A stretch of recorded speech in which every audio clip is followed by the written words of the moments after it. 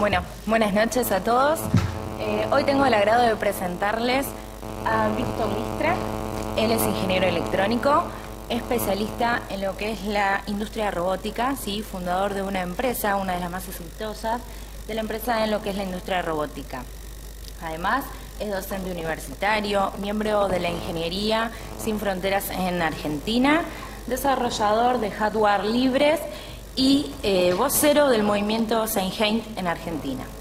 Junto con él disertará el ingeniero en informática Javier Rodríguez Llares, quien actualmente se encuentra haciendo un posgrado en lo que es la especialización del sistema de control y trabaja en una empresa de desarrollo de software.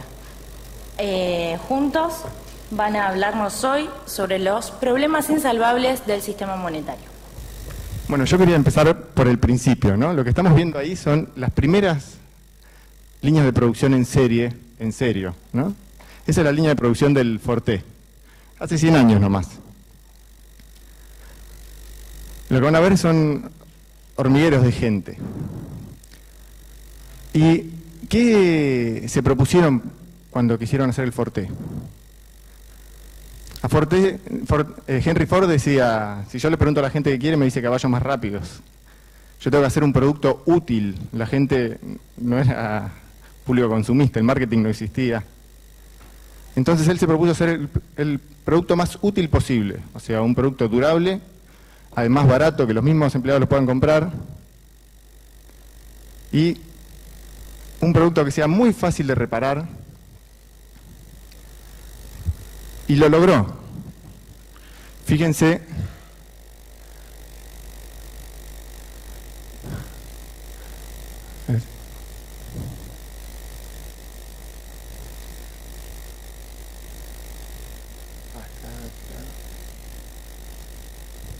fíjense las ruedas eran de madera, pero fíjense lo que podía hacer ese auto con una tecnología muy precaria hace un siglo.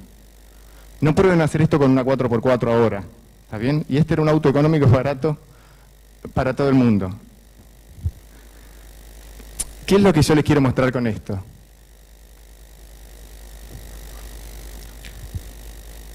En ese momento, el sistema que se adoptó, el sistema económico, era un sistema que permitía que los ingenieros hagamos fortés. Que usemos la economía para hacer bienes durables y súper fuertes. No, es básicamente el mismo sistema que tenemos ahora. Ahora sí ya pongo la presentación y le hacemos menos lío.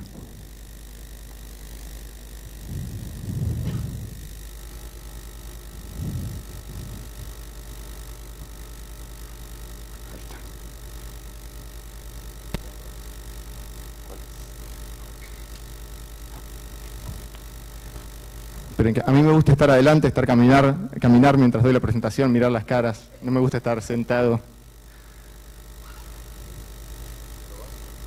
Con esto, ¿no?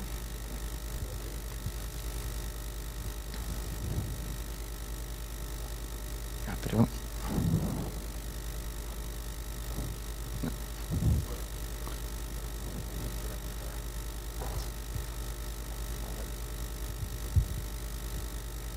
Ahí está, ¿qué pasa? Sí. Pero... pero lo que se movió fue... No, pero no es que no está pasando, no. Bueno, no hay problema, la pongo acá y uso el botón y listo. Bueno, ¿cuál fue el modelo de crecimiento? El modelo que se adoptó fue un modelo de crecimiento continuo adoptado. Yo vengo acá como ingeniero a hablarles de esto en economía, pero lo que quiero mostrar es un punto. Sí, pero recorta la pantalla.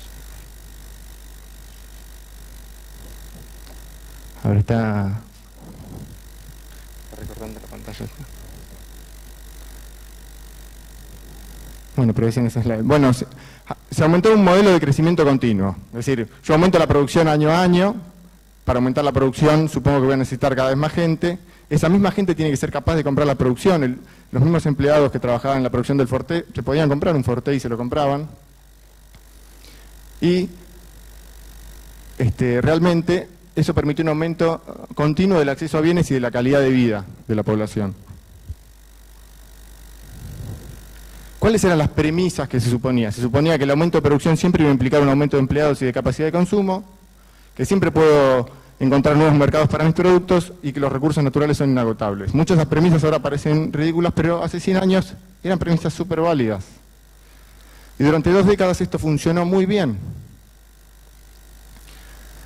Después, ¿qué pasó? Empezó a pasar que las tecnologías empezaban a mejorar y se empezó a poder aumentar la producción, la productividad de las fábricas sin tomar más gente. Entonces, empezaron a tener el problema de cómo ubicar esa producción, ¿no? A quién venderle esa producción, y ese fue uno de los motivos de la crisis del 30. La crisis del 30 no fue una crisis porque hubo un terremoto y se rompieron las fábricas, ni por nada de ese tipo. Había récord de producción de alimentos, había fábricas con récord de producción, pero no había dónde ubicar la producción. En ese momento, Keynes dijo, che, esto es un nuevo problema, es el desempleo tecnológico. Significa que la tecnología empieza a reemplazar trabajos más rápido de lo que podemos encontrar, nuevos puestos para la gente, y es un problema que va a ir creciendo con los años, decía Keynes. 1930, ¿no? Estamos hablando, 1930. Y él especuló con que un siglo después, o sea, ahora, el problema económico iba a estar resuelto y que la gente iba a trabajar nada más que 3 horas. ¿No? ¿Qué pifio uno puede pensar? ¿La tecnología no siguió mejorando la automatización de procesos luego de ese tiempo? Sí, siguió mejorando la automatización. ¿Y por qué pasó que si la productividad aumenta tanto, no pasó eso con la jornada laboral? ¿Qué fue lo que se hizo para emparchar este modelo que entraba en crisis?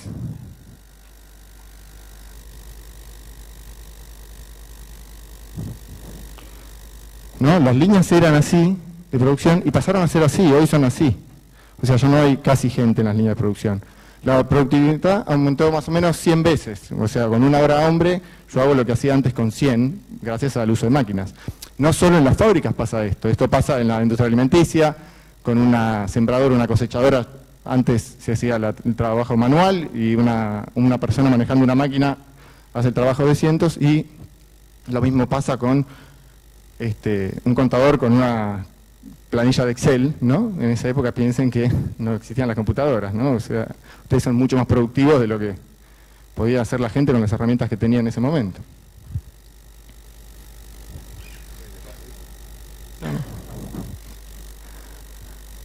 Y entonces, se preguntan ustedes, ¿y qué pasó? ¿Por qué si aumentamos tanto la productividad, por qué nos disminuyó la jornada laboral? ¿Qué fue lo que se hizo con esa productividad, con ese aumento de productividad? Lo que se hizo fue reducir la vida útil de las cosas por diseño, no solo por diseño, sino inculcándolo. Que la gente cambie las cosas más rápido y reducir la vida útil de los productos por diseño. Cosas que no sean fáciles de reparar, que bueno, no, un electrodoméstico, vas a repararlo y ya te dicen no te conviene, tiralo, compra otro.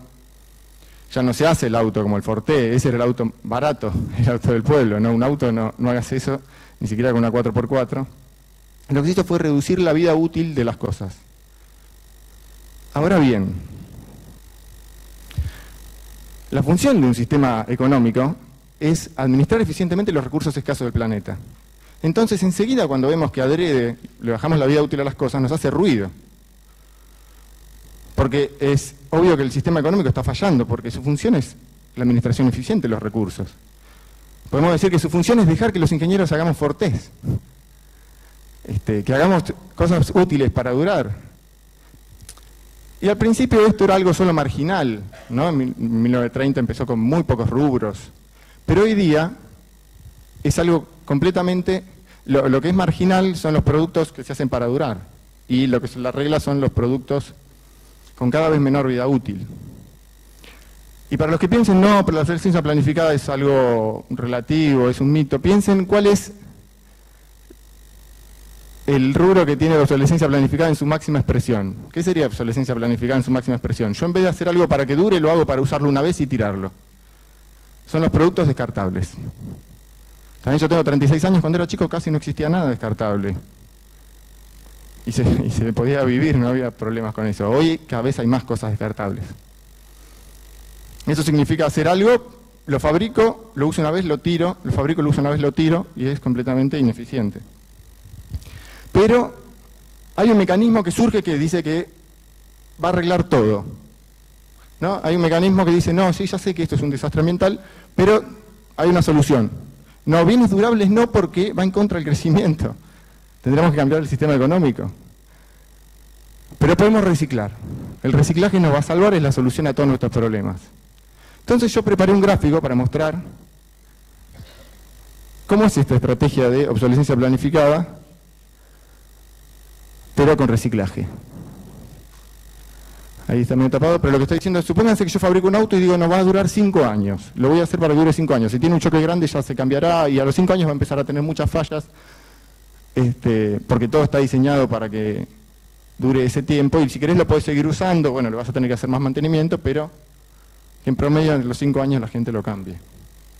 Yo voy a usar recursos naturales y voy a usar energía, ¿no? Para fabricar recursos naturales como plásticos que vienen del petróleo y como metales y energía para fabricar ese auto, que me va a durar 5 años.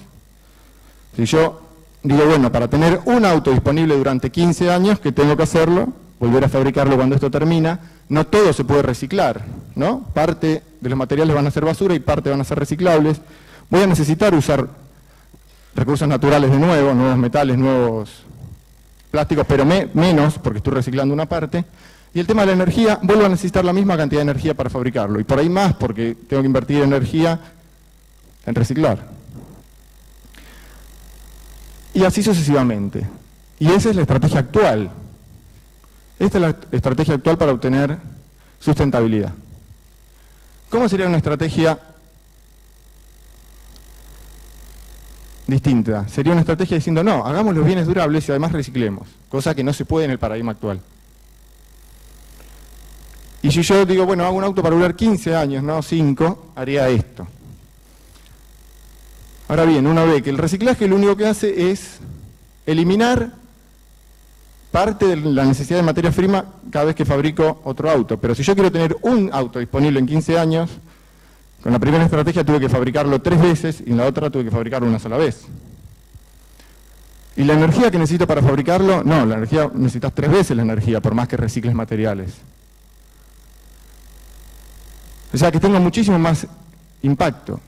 Otra pregunta que no sé si harán.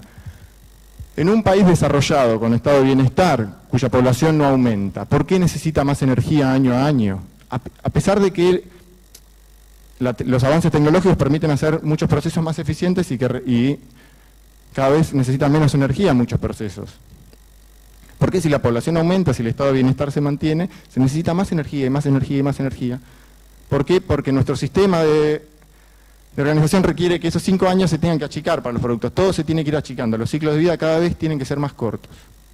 Si no, no podemos mantener la suba del PBI. O sea que esto también es una de las causas de la crisis energética. Y lo cierto es que, por más que reciclemos y mejoremos nuestra eficiencia de reciclaje, si continuamente tenemos que reducir la vida útil de los bienes, piensen en los productos descartables. Yo me mato de risa cuando veo la rebotella, la nanovelocidad, es decir, hago una botella de plástico y cuando voy la tiro, lleno un camión, voy con el camión quemando combustible, lo trituro, hago todo, lo reproceso. Obviamente el plástico, lo que ocurre es que nunca puedo tener un plástico de la misma calidad por la cadena de carbonos. Entonces puedo usarlo para la mitad de otra botella y fabriqué otra botella y después la uso una vez y la tiro. Y digo, si usas una botella reutilizable, la puedes usar 1000 veces. Y vas a tener un poquitito menos de impacto ambiental. Te estás haciendo el verde, pero es cualquiera. ¿Está bien? Pero bueno, no se puede hacer productos. O sea, se puede y todos los tenemos que empezar a usar. Pero si todos empezamos a hacer eso, no va a crecer el PBI, se cae el sistema. ¿No? Entonces, uno se puede poner en abogado del diablo y decir, bueno, pero este sistema de organización nos permitió un desarrollo de la humanidad que no hemos tenido. En estos últimos 100 años hemos tenido muchos logros con este sistema de organización.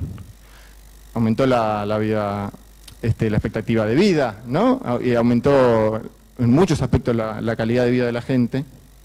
Y es cierto. Y yo no estoy en contra del sistema de crecimiento continuo. Fue fantástico. Por ejemplo, en los principios del siglo pasado, ¿no? Desde 1910 hasta fines de la década del 20, las primeras 2 décadas, fue fabuloso el desarrollo que logró y no era incompatible con el buen uso y las buenas prácticas ingenieriles en eficiencia. Era muy bueno. Después hubo que empezar a emparcharlo y andaba más o menos bien, hasta los años 70-80. Y hoy ya es un desastre. ¿Está bien? Mismo Keynes decía, en 100 años ya se va a resolver el problema económico y la gente va a trabajar 3 horas y se va a abandonar el crecimiento. El mismo Adam Smith dijo, y el modelo de crecimiento va a dar para 200 años. Después va a haber que cambiar, porque el que piensa que en un planeta finito podemos crecer en la explotación de los recursos naturales infinitamente, o dice un refrán, o es loco o es economista, ¿no? Sin ánimo de ofender, pero, y es cierto, ¿no? Pero los mismos economistas que lo planteaban lo decían. Pero no, nos dicen, muchachos, todos los sistemas económicos están inventados. Ustedes nada más tienen o esto, o si no es comunismo. Ustedes estudian economía, pero no se puede inventar nada nuevo. Todo lo inventaron barbudos hace varios siglos. Pero ahora tenemos tecnologías increíbles, cosas... No, pero ya está. ¿Es esto o es comunismo? Así que ojo. Pero bueno, si uno se pone abogado del diablo, y como decíamos, pero nos permitió mucho desarrollo, a pesar de ser injusto, porque los mayores beneficiados por ahí son los especuladores, el sistema financiero, el crecimiento es necesario porque se presta con deuda, los que tienen la capacidad de crear dinero lo prestan con deuda, tiene que crecer para que eso no entre en crisis. Igual permitió siempre un derrame y un crecimiento generalizado del bienestar. ¿Ese derrame existe hoy?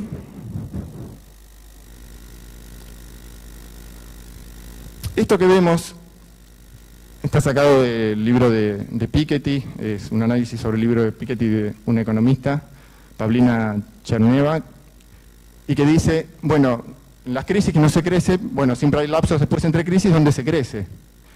Y dice, bueno, ¿cuánto es la distribución del crecimiento, de la riqueza generada en el periodo de crecimiento? ¿Cuánto va el 90% de la población que menos tiene y cuánto va el 10% más rico? Si uno dice, van mitad y mitad, es injusto, pero bueno, por lo menos todos se beneficiaron de ese crecimiento, aunque sea injusto. Y fíjense, en azul está lo que va al 90% de la población más pobre y en rojo lo que va al 10% en los periodos de crecimiento. Bueno, la tendencia es clara. Luego de la última crisis de 2007-2008 hubo un periodo de pequeño crecimiento de 2009 a 2012.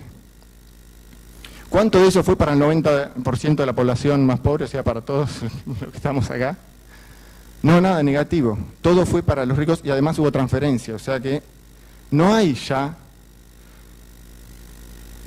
desborde. Ya está, ya pasó. Esto es estadística oficial de Estados Unidos. ¿Está bien? Dicen, no, para Estados Unidos es un país desigual. Agarrame un país nórdico y mostrámelo. Decime que, en el caso de Suecia, esto es Suecia, ¿ven? Era mucho más parejo todo, pero después, en el último periodo de crecimiento, fíjense, toda la riqueza lograda fue para los ricos y además hubo una gran transferencia del 90% que menos tiene a los que más tienen. ¿Por qué pasa esto? Porque hoy alguien que posee dinero de la élite puede o hacer especulaciones, inversión financiera, con lo cual no hay derrame, no genera empleo, o puede hacer inversión productiva, pero cada vez las tecnologías le permiten tener muchísimos menos empleados. Entonces tampoco hay mucho derrame. Y la acumulación es asquerosa.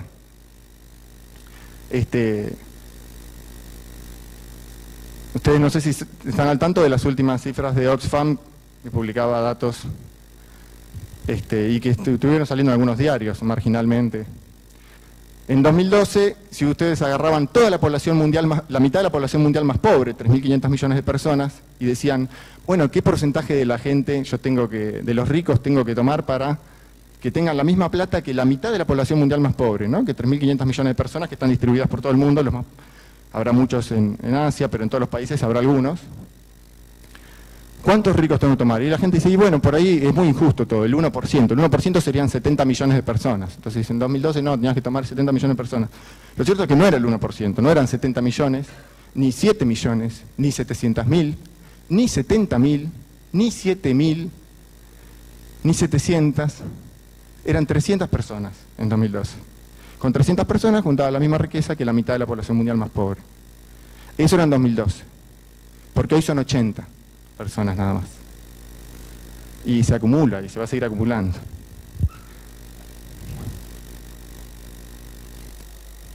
Y encima la tecnología sigue avanzando, porque la obsolescencia planificada permitió que, a pesar de los grandes avances técnicos, generábamos trabajo artificialmente para todos. A pesar de producir cosas de corta vida útil y necesitar producir mucho más bienes, las fábricas están tan automatizadas que ahí ya casi no hay trabajos, ¿no? Están menos del 20% de los trabajos en el mundo. La mayoría de los trabajos están en servicios. Pero de esos trabajos en servicios, la gran mayoría están en servicios relacionados con el consumo, que son dependientes de la obsolescencia planificada. Si yo trabajo vendiendo autos y de golpe necesito fabricar nada más que 1/3 de autos, porque los autos duran el triple, necesito 1/3 de los vendedores de autos. Si yo trabajo en un banco dándole crédito a la gente que compra autos, si caen a 1/3 las operaciones de compra de autos, necesito 1/3 de la gente. Y si yo trabajo en una oficina de patentamiento de autos, pasa lo mismo. Entonces, los empleos en servicios también dependen del consumismo y de la obsolescencia planificada. O sea que, ¿por qué no se dio lo que decía Keynes y con tantos otros? Con el aumento de productividad, porque no logramos mantenernos ocupados haciendo que todo se rompa rápido y destruyendo el planeta. Y eso es lo que estamos haciendo en forma acelerada. O sea, esto encima está empeorando.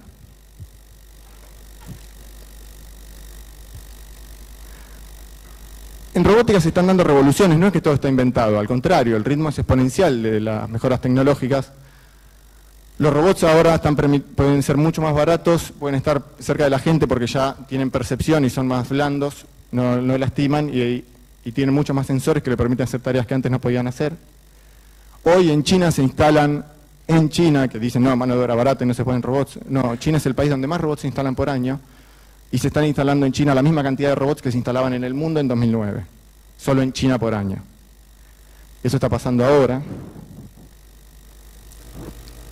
El Google Car anda perfecto, muchachos, y no hace falta que sea ideal, lo que hace falta es que sea mucho más seguro que una persona manejando, y ya es recontra más seguro. Ahora, bueno, es toda una batalla legal por las reglamentaciones, ¿no? Para que un auto autónomo pueda ir. Pero imagínense el impacto de esto, ¿no? El impacto en taxis, colectivos, camioneros, transporte en general. Ahora bien, ¿se va a poder parar el uso de esto cuando se reducen terriblemente las millones de muertes por año en accidentes de tráfico, o se va a terminar implementando? Y si lo paramos, ¿para qué? Es para mantener al sistema actual. Las impresoras 3D también, ya se empiezan a ver prototipos para imprimir en 3D casas, ¿no? En pocos días imprimir una casa con los marcos, con todo eso. También se viene en un periodo de 5 o 10 años. Entonces estamos ante un escenario inédito en la historia de la humanidad. Tenemos la posibilidad de generar abundancia. Pero no se puede generar abundancia.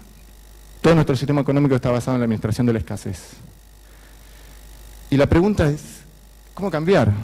Yo no soy ingeniero, y yo cuando estudiaba, decía yo, bueno, quiero fabricar Fortés. No, decía Fortés, pero yo quiero fabricar cosas hechas para que duren, para que a la gente les sirva, para que no se rompan, para que sean fáciles de reparar y después, finalmente, que puedan ser reciclables, estén pensadas para ser fácilmente reciclables. Pero me choqué con la realidad. Y primero trabajé en una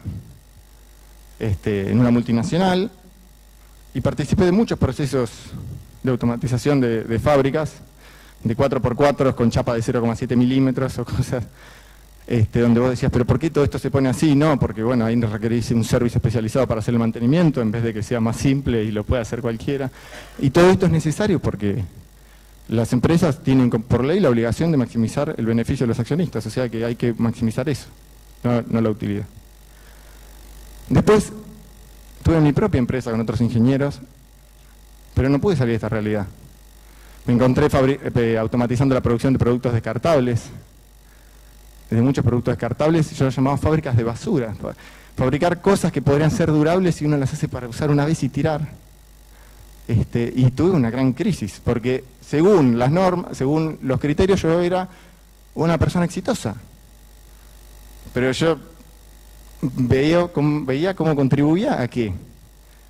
¿Estaba colaborando con la humanidad usando mis conocimientos ingenieriles en esta industria que ya está obsoleta, en un sistema obsoleto? No. Usando la automatización para generar productos descartables ya encima sin ni siquiera emplear nada de gente.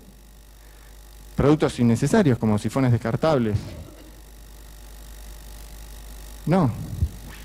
Así que bueno, yo vendí mi empresa por mi crisis motivacional y ahora hago docencia universitaria y también estoy haciendo desarrollo de hardware libre. El hardware libre es como el software libre, pero son diseños libres de hardware, de cosas, ¿no? Es muy incipiente, tiene pocos años, pero está creciendo mucho. Y ahí no tenés las limitaciones de tener que hacer algo cerrado. El hardware libre está vacunado contra la obsolescencia planificada. ¿Está bien? Es algo que pueden investigar. Pero yo vengo a una universidad de economía como ingeniero para hacerles un pedido. Yo quiero fabricar Fortés.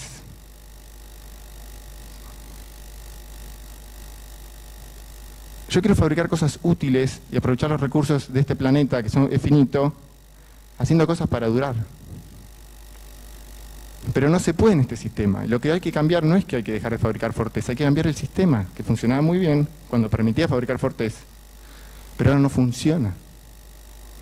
Y no dejen que les diga que no hay ningún sistema nuevo que se pueda inventar o que no hay ninguna cosa nueva que se pueda hacer. Entiendan que si usáramos la ingeniería para fabricar Fortés hoy, los 7.000 millones de habitantes del planeta viviríamos con un nivel de vida altísimo, con variedad de cosas, no todo tiene que ser igual, personalizable, con aire acondicionado, con computadoras, que cuando la vas a actualizar le cambias por ahí una placa, no hace falta que tires el teclado y la pantalla, y con altísima calidad de vida, y encima haciéndolo en forma sustentable con el planeta. Eso técnicamente hoy es posible. Yo cuando me di cuenta de eso, me quería dar la cabeza contra la pared, porque no se puede hacer eso. En cambio estamos en un sistema donde trabajamos muchísimo, haciendo cosas de corta vida útil, consumiendo los recursos naturales mucho más rápido de lo que se están regenerando, y encima en forma acelerada. ¿Está bien? Así que ojalá de algunos de ustedes surja el que empiece a pensar la solución para que un sistema económico haga lo que tiene que hacer, servir como una herramienta para administrar eficientemente los recursos escasos. Como lo hacía este sistema en la década del 20 y ahora no lo hace. Ojalá alguno de ustedes encuentre la solución a mi problema y yo pueda empezar a fabricar Fortés. Muchas gracias. Bueno, ¿cómo están? Obviamente de tiempo estamos para pisar el acelerador, ¿no? ¿Estamos bien? Bueno, igual voy a pisar el acelerador un poco. Bueno, acá Víctor también cubrió la parte del desempleo tecnológico concretamente y algunos problemas insalvables del sistema monetario, que es como se llama la presentación un poco. Hay problemas salvables y problemas insalvables. El desempleo tecnológico, de alguna manera, es un contexto tecnológico en el cual muchos de los supuestos que hicimos para pensar la economía, es decir, la administración y distribución eficiente de recursos, se basan de alguna manera en, bueno, supuestos que ya no son válidos, que si bien lo fueron y que han sido útiles, no necesariamente lo son al día de hoy, justamente por el avance tecnológico. Entonces, nosotros decimos los problemas insalvables del sistema monetario. ¿Qué diantres es un sistema monetario? Bueno, definamos algo. O sea, me estoy refiriendo a un sistema monetario a cualquier sistema que utilice dinero como medio de intercambio, ¿no? Esto obviamente, lo primero que me preguntan es, bueno, ¿qué estás hablando? ¿Cuál sería la alternativa? El trueque. Por ejemplo, el trueque también es un sistema de intercambio. Obviamente, qué sé yo, si cambiáramos gallinas por vacas y de pronto las vacas empiezan a ser mucho más valiosas, te pediría más gallinas para intercambiártelas por una vaca. Con lo cual, fenómenos como la inflación o distintos problemas que tiene el sistema monetario igual permanecerían dentro del trueque.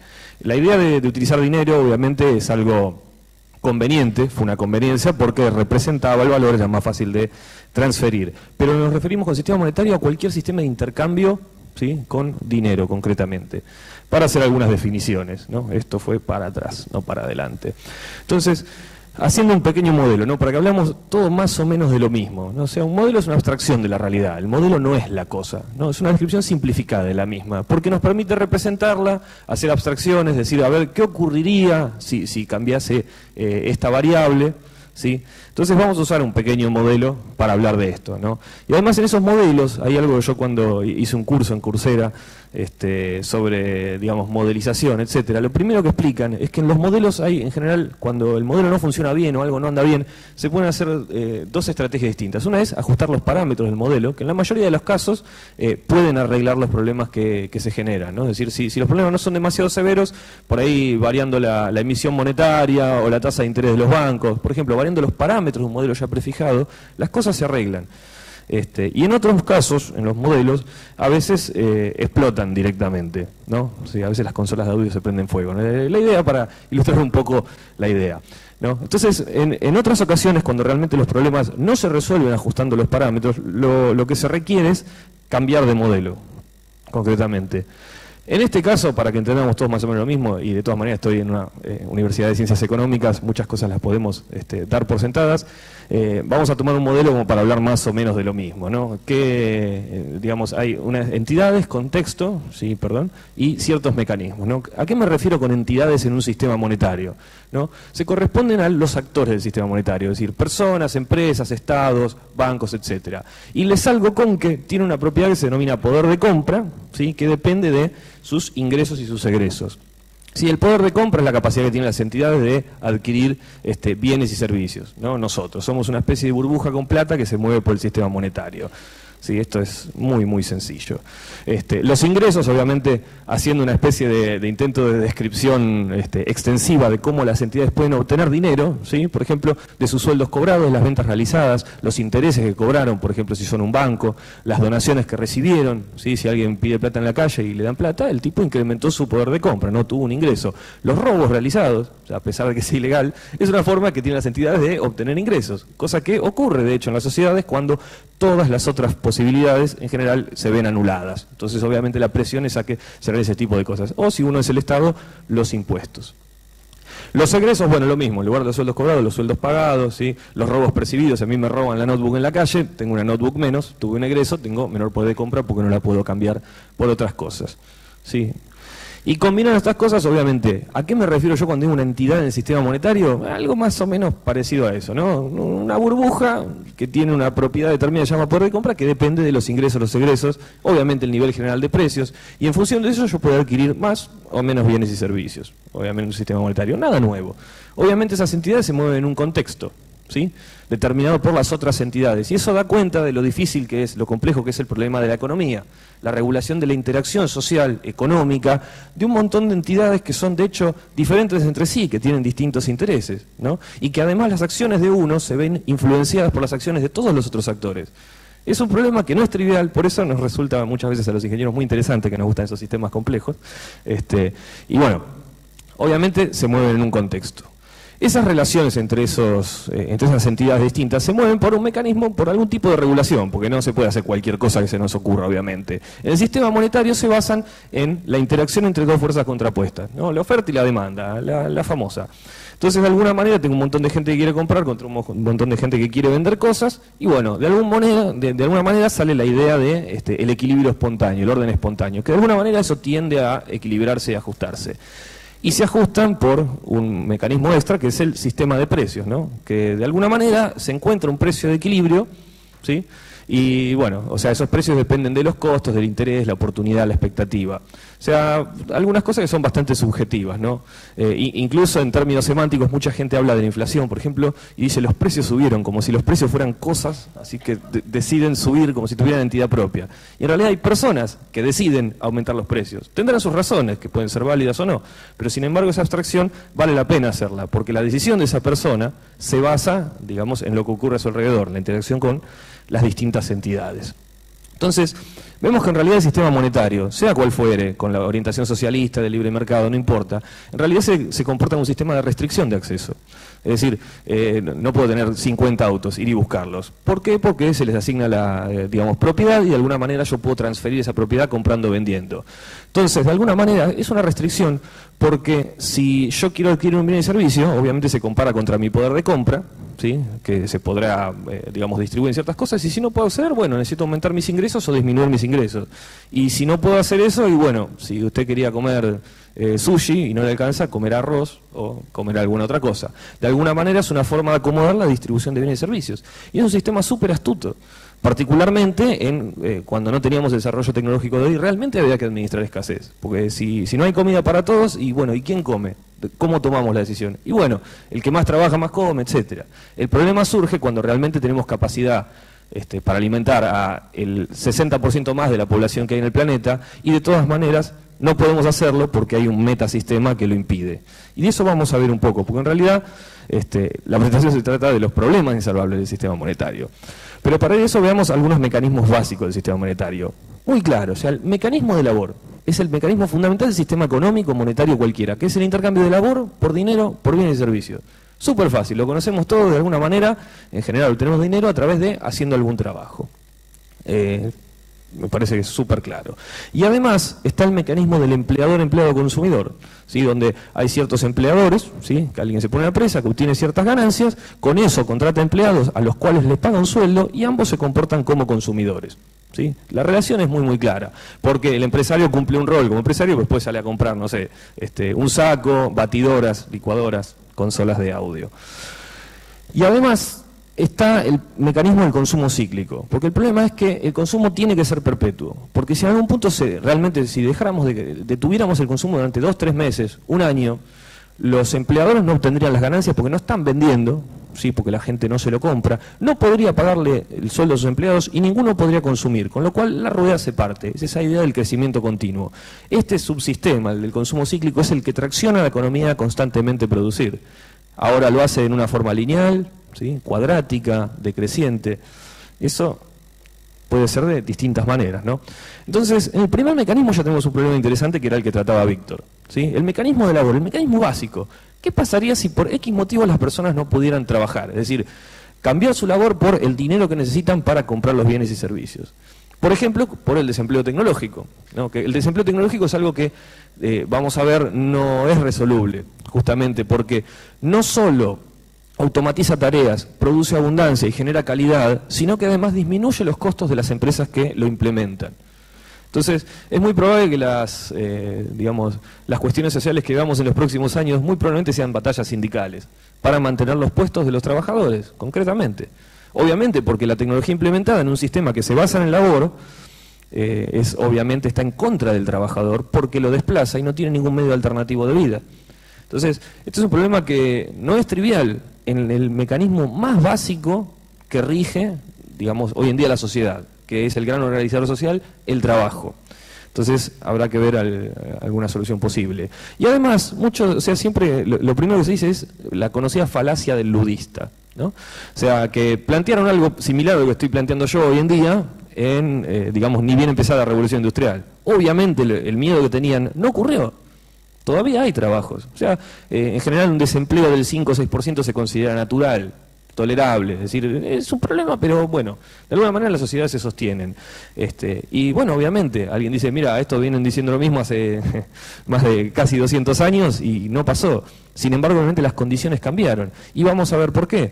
Pues principalmente antes de la revolución industrial, la gran mayoría del planeta trabajaba en agricultura. A medida que se fue automatizando esas tareas con tractores, tolvas, ¿a dónde fue a trabajar la gente que se ve desplazada de ese sector? A la industria, ¿sí? Para mediados de la revolución industrial, final de la revolución industrial, la mayoría de la gente trabajaba en industria, en producción, haciendo los autos, como los de Ford, que mostraba el video acá Víctor Liste. Trabajaban eso. Obviamente, él mostró las imágenes de las fábricas como se ve hoy en día. Si ven, no sé, a Sancor, La Serenísima, o cualquier publicidad de productos, no ven los muchachos cerrando los sachets de leche, pero una línea automatizada. No estoy diciendo que no va a haber trabajo para nadie mañana. Sí digo que donde se necesitaban 200 peones de campo, hoy no necesito 200.000 ingenieros. No es un reemplazo equivalente. Obviamente se generaron nuevos trabajos a medida que se automatizó un sector, ¿no?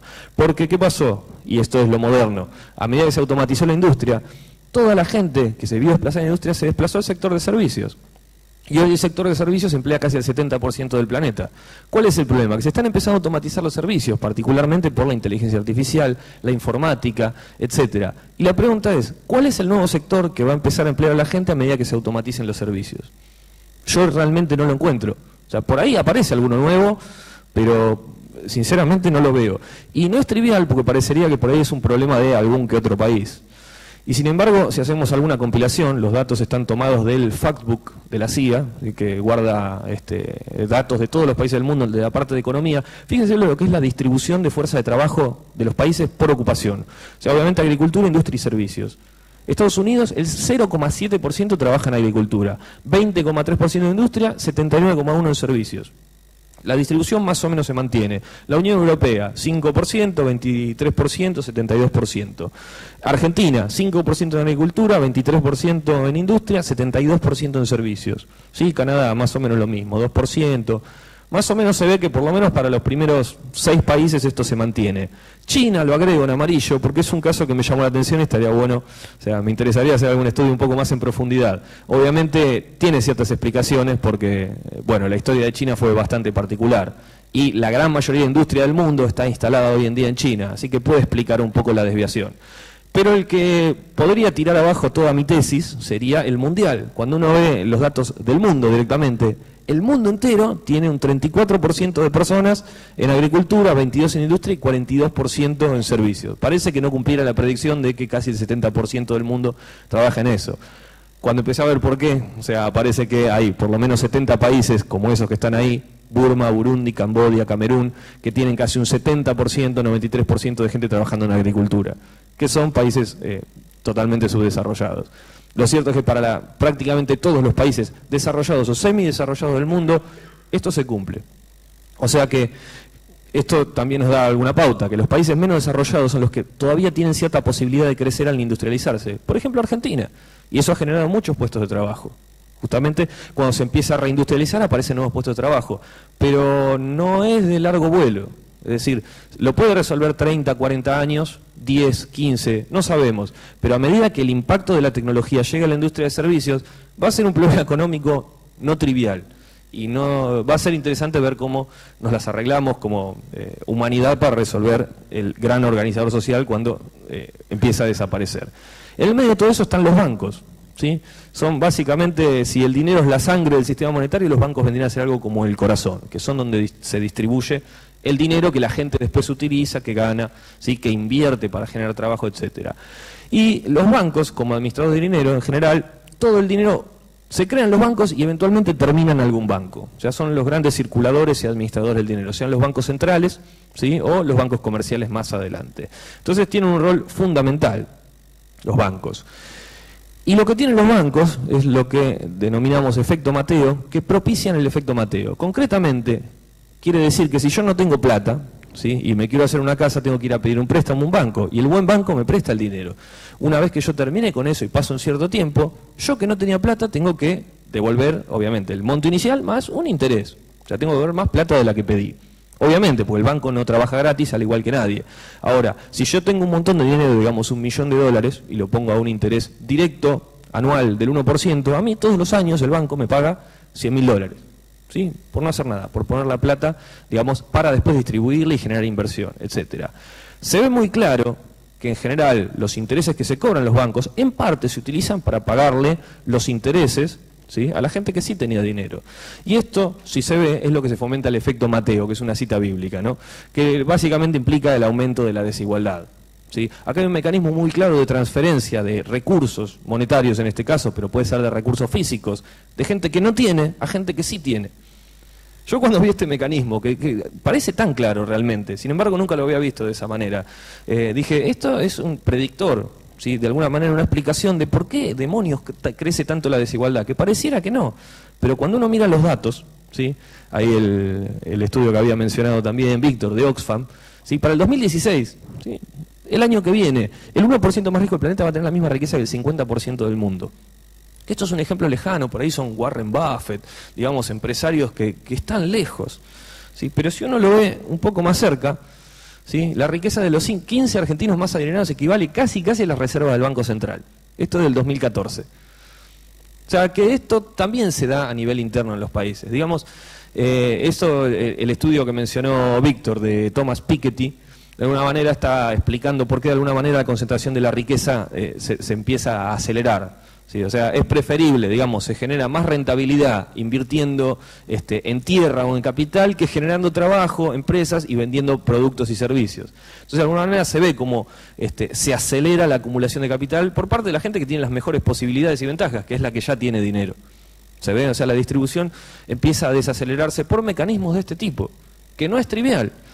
Y no es trivial, particularmente, por esta idea del interés, ¿no? O sea, esta idea del interés compuesto encima, que genera, digamos, los ingenieros cuando vemos una función exponencial en algún lado, la miramos con ojo, porque lo pasa en los sistemas físicos, ¿sí? En una plaqueta, en un tanque, es que cuando algo crece fuera del control, ¿sí? Que no está acotado, implica que el tanque, si la presión crece demasiado, el tanque explota, el infinito no existe en el mundo físico.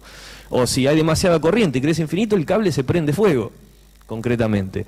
Entonces, esta idea del interés compuesto, el interés compuesto es una función exponencial. Usted ve 1 más i elevado a la n, pues 1 más i por 1 más i por 1 más i, es claramente exponencial, ¿sí? Si eso no está acotado, ¿sí? Ahí está la frase que mencionaba Víctor anteriormente. El economista Kenneth Boulding decía: cualquiera que crea que el crecimiento exponencial es posible para siempre en un mundo finito es o un loco o un economista.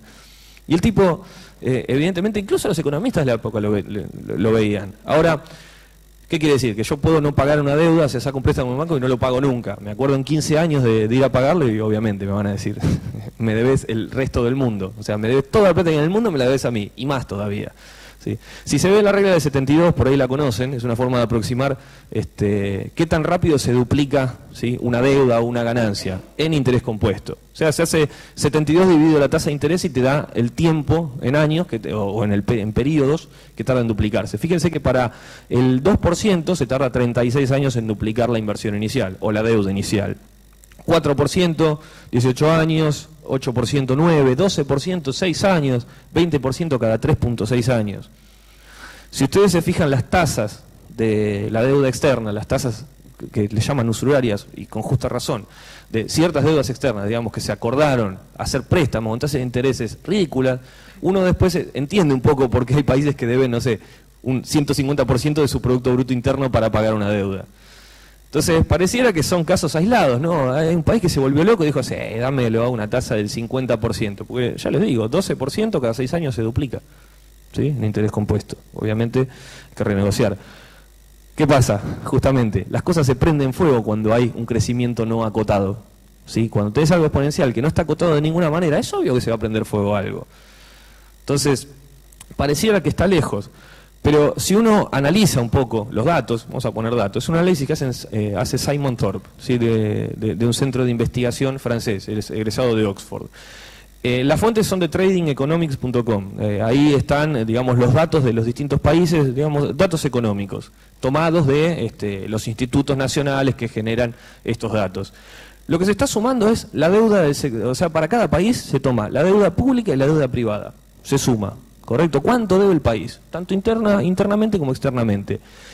Entonces ahí está la tercera columna, que es deuda total. Y al lado está, digamos, el dinero circulante de ese país. Se está tomando dinero M3, es decir, no el dinero físico en billetes, sino el dinero bancario, el dinero crediticio, o sea, la suma de todo eso. Es el dinero total que está circulando. Obviamente se compara después la deuda total, o sea, interna y externa del país, con la cantidad de dinero circulante. En toda esa lista, o sea, esto es un extracto, pero en esa lista total hay solamente 5 países que tienen menos deuda que dinero en existencia. Solamente 5. ¿Sí? Arabia Saudita, México, Hong Kong, China, Luxemburgo. Puede haber errores, obviamente, en los datos también. Pero lo impresionante no es eso, sino que únicamente 5 países cumplen esa condición. En la mayoría, por ejemplo, en la eurozona, hay 2.45 veces más deuda que dinero, concretamente. Entonces, que debe ser un caso especial. Si empiezan a mirar, prácticamente todos cumplen esa relación. Hay 3 veces y media de la deuda, ¿sí? Por ahí estaba Argentina, la verdad que no veo bien. Argentina, 1.67 veces. Estos datos son del 2009, sí, en algunos de los casos. 1.67 veces más deuda. O sea, el 60% más de deuda que de plata que hay en todo el país. O sea, si tomamos todo el dinero que hay en el país, bancario, todo, y se lo damos a nuestros acreedores, nos falta un 60% más de lo que les dimos. Increíble. Entonces, si se suma todo, básicamente da que hay 2 veces más deuda total de todos los países del mundo que dinero para pagarla. ¿Cómo se resuelve esto? O sea, ¿de dónde sale además? Bueno, esto es de alguna manera un punto interesante para alguna tesis de grado, obviamente de economía, porque realmente A mí, por lo menos como ingeniero, me sorprende, porque es una ecuación básica de equilibrio que no se cumple, ¿no? La termodinámica o algo así tiene que haber algún principio, pero yo escuché por ahí la frase de que la economía no es un juego de suma cero y con eso se resuelve toda la discusión. Sin embargo, aparentemente trae sus problemas, ¿no? Entonces, discutiendo con gente, ¿sí?, en economía, en un grupo de escepticismo sobre este tema, me decían, claro, el tipo está sumando el dinero M3, incluso sumar el dinero M4, se está olvidando que hay deudas que se cancelan mutuamente, ¿no? Yo te debo $200.000, pero vos me debes $200.000 a mí, las cancelamos. Puede ser, por ahí dan cuenta de que la deuda sea el doble. Y además que no solo las deudas se pagan con dinero, me decía, sino que se pagan con activos físicos, ¿no? De última, te debo $200.000, bueno, dame tu casa. O sea, sí, tal vez resuelve el problema y es equivalente la cantidad de deuda con el dinero que hay. Lo que pasa es que el problema es todavía peor. Porque si no pasa lo que pasa en España, que hay bancos que no necesitan casas con casas y gente que necesita casas sin bancos. Si el problema se resuelve dándoles cosas físicas a nuestros acreedores, es peor. Pero además es a nivel mundial. ¿A quién se la vamos a devolver? O sea, el mundo se ve a sí mismo 2 veces más dinero del que hay en existencia en todos los países. O sea, habría que duplicar la masa monetaria total del planeta sin deuda. Obviamente no a través de créditos que requieren interés, porque si no se acrecienta todavía más el problema, para pagar todas las deudas que hay. Es increíble. Es un problema no trivial. Yo no sé cómo se resuelve. Para mí habría que perdonar un montón de deuda con renegociaciones, pero bueno, ese sería un problema político y económico. Justamente porque esta idea del principal y el interés, ¿sí?, el dinero en el sistema para pagar los intereses que los bancos se cobran después, no se crea en ningún momento. Cuando los estados emiten dinero, el Banco Central en general lo emite, pero cuando lo devuelven también tienen que pagar una tasa de interés, especialmente cuando se emite moneda con bonos al exterior. Cuando uno se financia en moneda extranjera, después cuando lo devuelve tiene que pagar en más moneda extranjera. ¿De dónde saco moneda extranjera si yo no la imprimo? Bueno, con el comercio. Exporto más cosas de las que importo, o sea, tengo que acumular más dinero para devolver esa plata que generé, que pedí prestada. Entonces, obviamente, el principal, es decir, el monto original prestado, más ese interés, siempre es mayor que el principal. ¿Se ve? O sea, si yo pido 100 pesos y, no sé, me cobran el 10%, después tengo que volver 110. ¿De dónde saco los 10 pesos anteriores? Si soy el país o el mundo entero. ¿De dónde se crea esa plata? Nunca se crea. Entonces, sí, mucha gente puede pagar sus deudas, pero no todos a la vez. Entonces, cuando hay un parate de la economía, por ejemplo, el 2001... no pueden pagar todos la deuda a la vez. Es lo mismo que funciona con el encaje bancario. O sea, los bancos no tienen toda la plata que nosotros ponemos adentro. En Argentina el encaje bancario, si mal no recuerdo, es del 20%. O sea, los bancos se quedan con el 20% de toda la plata que le puso toda la gente y con eso hacen préstamos. 20% porque para la mayoría de las transacciones no vamos todos a la vez a sacar la plata del cajero. Entonces se usa la media estadística de uso del dinero para establecer ese porcentaje. ¿Qué pasa en 2001? Cuando van todos a la vez, obviamente ahí se ve que el banco no tiene todo ese dinero. Entonces, cuando se para la economía y todo el mundo empieza a cobrar las deudas, se ve que no todos pueden pagar las deudas. ¿Cómo se resuelve? Bueno, el banco se queda con tu casa, por ejemplo, en un sistema hipotecario. No es ninguna solución tampoco. Entonces, finalmente es un problema no trivial, a mi criterio, por lo menos. Entonces, todos estos problemas que vemos, ¿no?, son a que hay gente que hace las cosas mal, es decir, que son corruptos, que son malvados, ¿no?, que dicen vamos a joder lo más eficientemente posible al resto de la población, o incluso intentando ser bueno, que un poco es lo que decía Víctor, yo quiero hacer cosas que sean duraderas, que ayuden, incluso queriendo hacerlo, no se puede, es decir, que son problemas intrínsecos de los mecanismos que rigen los sistemas de la economía. Por ejemplo, sistemas que crecen exponencialmente no acotados, o cosas por el estilo. Entonces, por ejemplo, qué sé yo, algo como él decía lo de la rebotella, que la veo por ahí también, entonces, eso es responsabilidad social empresaria. Vamos a hacerle publicidad ahí a Rebotella. Encima le dio con un palo. Bueno, no tomes el agua, no te quiero ver tomar. La Rebotella, por ejemplo, es responsabilidad social empresaria. Es una empresa intentando reciclar, que obviamente es preferible que no reciclar. O sea, es un buen impulso. También, obviamente, mejorará su publicidad, porque por ahí la gente la quiere comprar. Es una medida también de marketing. Pero finalmente atenúa el problema de la generación de desperdicio. No está mal. El problema es que no es suficiente. Porque no podrían hacerlo, como decía Víctor, todo, digamos, todo bien. No podrían hacerlo todo bien, es decir, hacer, qué sé yo, botellas de vidrio como eran antes, al nivel en que se fabrican hoy en día, porque la logística de recuperación, etcétera, que los únicos que lo hacen todavía son la cerveza, ¿sí?, y lo que eran los sifones de soda, que eso es bien argentino, que cada vez hay menos, porque se están reemplazando con sifones de plástico descartable. O sea, esa progresión se ve claramente. ¿Por qué? Porque de alguna manera, ¿sí?, tienen un aumento de eficiencia. Pero lo vamos a ver, porque esta idea de las externalidades, es decir, todos estos problemas que estoy describiendo, ¿dónde están en los modelos económicos, en las ecuaciones, ¿no? O sea, ¿dónde están los recursos no renovables, el medio ambiente, el bienestar humano, la accesibilidad a los recursos de la vida, las tasas de regeneración de un recurso que estamos consumiendo constantemente en el poder de compra, en el ingreso, en el egreso, en la ecuación básica de la macroeconomía, en el consumo, los gastos, la inversión, las exportaciones, las importaciones? No están en ningún lado, no están en el modelo, en ningún momento se toman en cuenta. Obviamente se traduce todo a precio, ¿sí? Después se establece precio por cantidad, pero se traduce en una abstracción que las representa a las cosas físicas del mundo, que se llama dinero. Es un sistema conveniente porque es fácil, administrarlo, todo tiene la misma unidad de medida. Imagínense convertir, no sé, joules de energía. El problema que tenemos nosotros los ingenieros, en economía todo se traduce a pesos, ¿no? O dólares, o a una unidad de moneda. Es súper astuto. El problema es que al hacer esa abstracción se pierde cierta información. De hecho si uno analiza las cantidades, investigación operativa es una disciplina que se encarga de eso, el proceso de toma de decisiones, matemáticamente. Es una disciplina súper noble, porque no se olvida de que detrás de los precios, ¿sí? Detrás del dinero, ¿sí? Hay cosas físicas que necesitan ser administradas en términos de ser eficientes, lo que hace la economía, la administración eficiente de recursos escasos.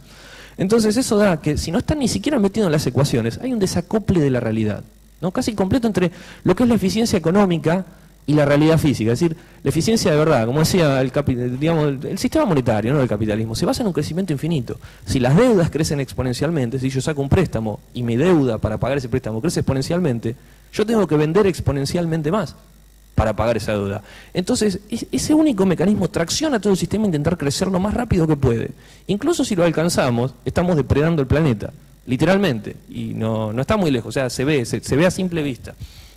Entonces, esta idea de eficiencia, concretamente, la diferencia entre eficiencia monetaria y eficiencia física, real. Nosotros ingenieros, o sea, yo veía esas cosas, cuando nosotros hablamos de eficiencia y resolvíamos problemas de un motor, no sé, era la cantidad de watts de entrada por la cantidad de watts de salida, potencia, o sea, eran unidades físicas. En economía parece pasar por otro lado, ¿no? Es esa eficiencia económica. Y lo que ocurre cuando pasa ese desacople es que hay cosas que son técnicamente eficientes, o sea, físicamente eficientes, pero no son económicamente eficientes, digo entre comillas, no son monetariamente eficientes, no dan rentabilidad. Y sin embargo, ser ineficiente muchas veces es ganar plata. Hay un montón de casos, Víctor no contó muchas de sus anécdotas, pero son muy interesantes como para abrir los ojos. Y eso pasa por todos lados. Por ejemplo, no resolver ciertos problemas implica que yo tengo un ingreso, o sea, produzco un servicio, no lo resuelvo nunca y sigo ganando plata con ese servicio, ¿no? La industria de los descartables es la más clara. Es la más clara. Tengo que usar un montón de recursos para que se use una vez, tirarlos a la basura, tal vez reciclar el 50% para volver a vender más. Eso va a la basura, se entierra o se quema. Y es ineficiente, es claramente ineficiente, pero es económicamente rentable. En términos de eficiencia monetaria, es lo mejor que hay. Eso es un problema, ¿no? Digamos, de desacople de la realidad. Si hacemos esa abstracción y nos olvidamos lo que está detrás y ni siquiera está incluido en el modelo, obviamente va a haber problemas, Entonces, bueno, hay un detalle más de lo que decía, ¿sí? Esto de las externalidades.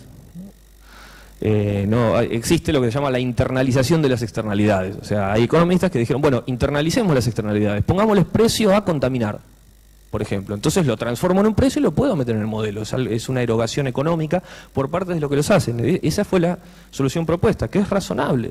Lamentablemente no ha funcionado demasiado, o al menos yo no estoy impresionado con los resultados. O sea, porque si de alguna manera es, y de nuevo, más económico pagar la multa que realmente hacer las cosas bien, obviamente el incentivo está en evadirlo. Y no hay control que alcance porque no somos omniscientes. O sea, se podrá detectar alguno que otro, pero si no desaparece ese incentivo, difícilmente se pueda resolver el problema. Entonces, como decíamos, ¿cuál es el objetivo de la economía? Es ese, la administración eficiente de los recursos escasos, definición de manual. En muchas ocasiones, no es que no funciona porque hay gente mala, no funciona porque si no se funden. ¿Se ve? Es decir, no funcionan porque los mecanismos del sistema lo traccionan a tener que reducir sus costos o a incrementar sus ingresos para tener mayor rentabilidad. O bien, reducir los costos implica disminuir la calidad o bajar la remuneración de sus trabajadores. Por ejemplo, incluso siendo más eficientes reemplazándolos por máquinas. Ahora, si la mayoría de la gente no tiene dinero porque no trabaja, no me puede comprar las cosas que yo produzco, ¿a quién se las vendo? Es decir, el desempleo tecnológico es un problema serio, grave, en un mecanismo básico del sistema monetario. Entonces, muchas veces la economía es antieconómica, o al menos la economía tradicional como la conocemos hoy en día, ¿no? Porque plantea esa clase de ecuaciones. Por ejemplo, cuando cotizan en bolsa las cárceles, como en Estados Unidos, lo que plantea un mecanismo muchas veces perverso. Cuanto más gente haya en la cárcel, mejor cotiza mi acción en la bolsa.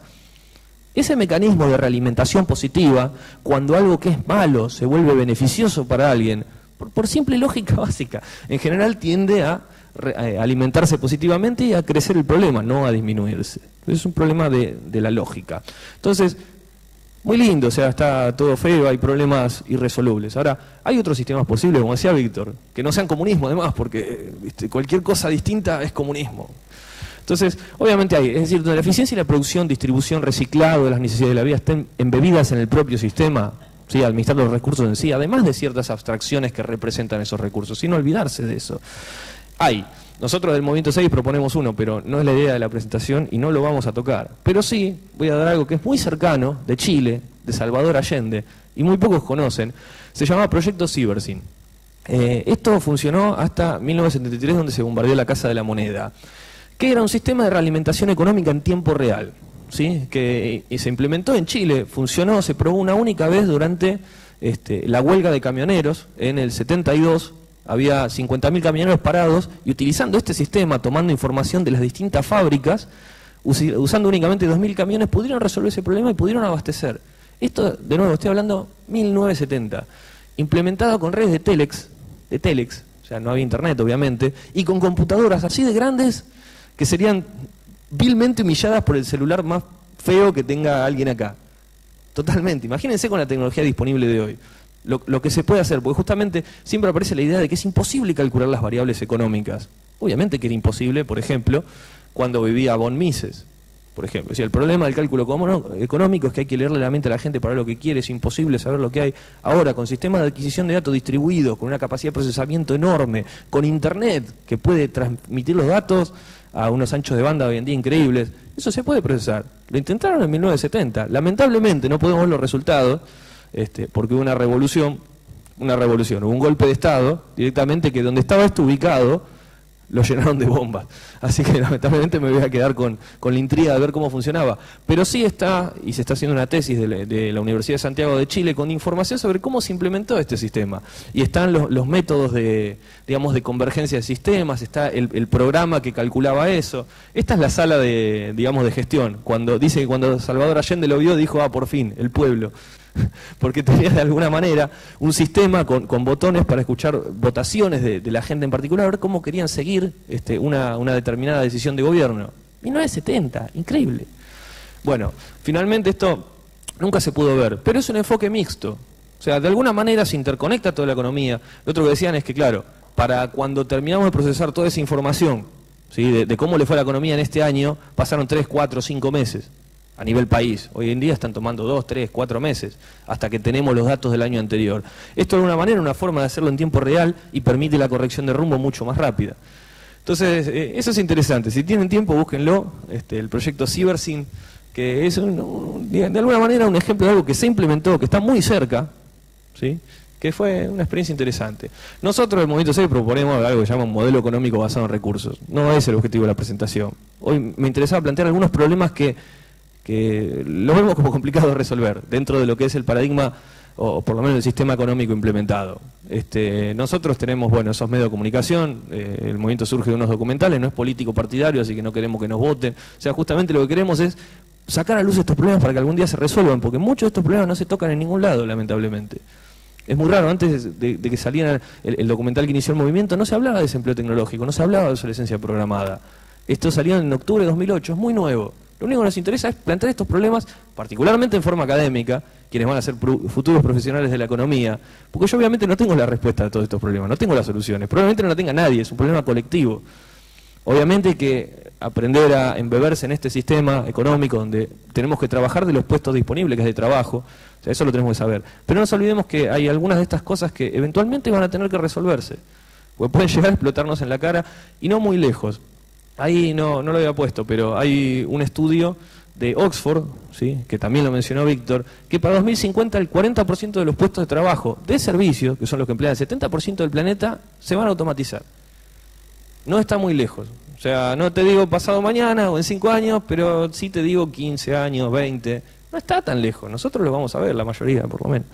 Si no nos pisa un camión o algo por el estilo. Entonces, bueno, esa es la presentación. Era los problemas insalvables del sistema monetario. Si tienen consultas, no creo que tengamos tiempo, pero bueno, muchísimas gracias.